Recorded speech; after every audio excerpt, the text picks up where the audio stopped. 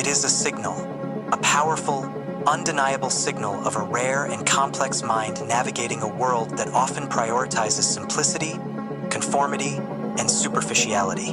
A mind striving to maintain its integrity in an environment that often seems hostile to depth. And the philosopher we mentioned, Arthur Schopenhauer, with his characteristically unflinching gaze, saw this pattern with startling clarity centuries ago. He didn't just empathize with your potential pain from a distant historical vantage point. In a way, through his philosophical framework, he predicted it. He laid bare the mechanics of why this experience is almost an inevitable consequence for those who think and feel as deeply as you do. There exists an unwritten, yet fiercely enforced rule that governs much of human social interaction, a kind of societal operating system running in the background. Don't think too much, or at least don't show it.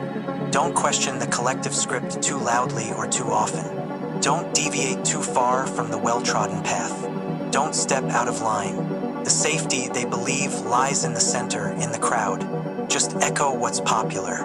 Repeat the prevailing narratives. Say what's safe, what's expected, what won't rock the boat. Nod in agreement with the loudest, most confident voice in the room, even if your internal compass screams in protest. This is the essence of what Schopenhauer and others observed as the herd mentality. The pervasive tendency of individuals within large groups to relinquish their independent critical thinking, to surrender their unique perspectives. Not necessarily because they are intellectually incapable or inherently malicious, but because, on a deep, almost primal level, independent thinking is perceived as dangerous, carries risk. The risk of error, yes, but more terrifyingly, the risk of ostracization. And this is precisely why individuals who are truly, deeply intelligent are often subtly feared, resented, or pushed to the margins. Not because they are demonstrably smarter in a competitive academic sense, but because their very nature, their instinctive drive to question, to analyze, to seek authentic understanding, means they inherently refuse to blindly worship at the altar of the herd. They can't. It violates something fundamental within them.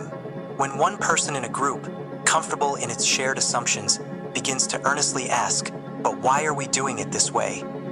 Or what if this belief isn't actually true? A ripple of unease spreads. When someone has the audacity to gently point out the contradictions, the unacknowledged compromises, the carefully ignored inconvenient truths, the collective organism often reacts defensively.